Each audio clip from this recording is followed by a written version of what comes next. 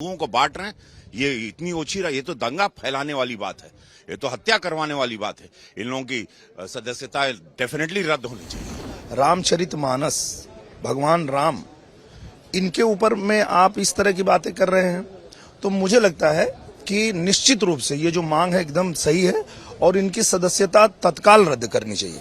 रामचरितमानस को देश का प्रत्येक नागरिक बड़े सम्मान की दृष्टि से देखने का काम करता है, उसको मानने का काम करता है। तो ऐसे औचित्यपूर्ण बात करने का कोई मतलब नहीं है। निश्चित रूप से निर्वाचन आयोग को इन पूरी चीजों को संज्ञान में लेकर इस पर चर्चा करनी चाहिए। और धर्म से संबंधित किसी भी धर्म का हो, किसी को भी अधिकार नहीं है कि उनकी बेइज्जती करें। ये कुछ मुद्दा है ही नहीं, इनफेक्शियस है, इस पे मेरे हिसाब से चर्चा होनी नहीं चाहिए। एकदम सही मांग की है, रद्द करनी चाहिए।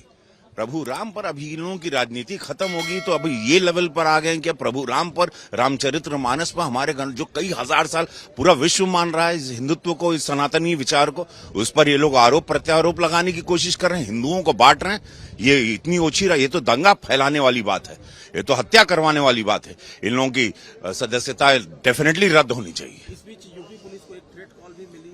हम कह रहे हैं ये सब दंगा फैलाने, ये हिंदुओं को तोड़ के ये आतंकवादी गतिविधियां हैं। भाई क्या बात कर रहे हैं आप?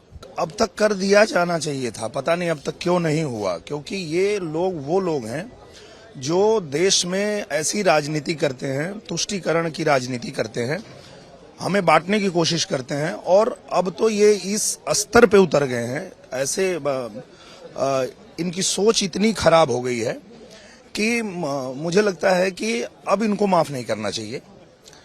ठीक है, आप राजनीति कर रहे हो, पर किस के ऊपर राजनीति कर रहे हो?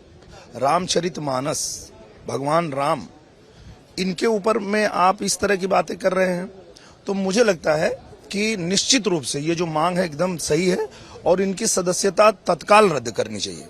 ये अनावश्यक प्रकार के विवाद खड़ा करने का काम करते हैं।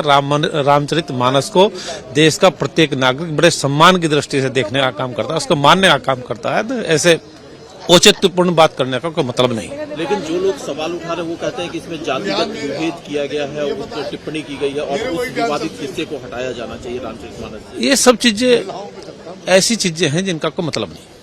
देखिए, जहां एक तरफ उन्होंने पवित्र ग्रंथ का अपमान किया है, विवाद किया है, वहीं साथ साथ समाज में वैमनस्यता बढ़ाने के लिए, अपनी सस्ती लोकप्रियता पाने के लिए जिस प्रकार का इन्होंने किया, भाषा का उपयोग किया है, जिस शब्द का उपयोग किया, दुर्भाग्यपूर्ण है। निश्चित रूप से निर्वाचन आयोग को इन पूरी चीजों को संज्ञान में लेकर इस पर चर्चा करनी चाहिए।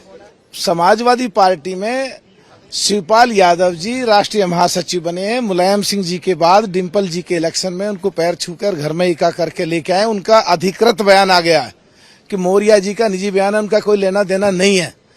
और जो वो पहले भी जो हमारे साथ बीएसपी में थे, एक दिन संचालन कर रहे थे, लाखों की भीड़ सामने थी, वो बोल गए कि आरएलडी को सपोर्ट करो। वो क्या कहते हैं क्या नहीं कहते हैं मुझे नहीं पता।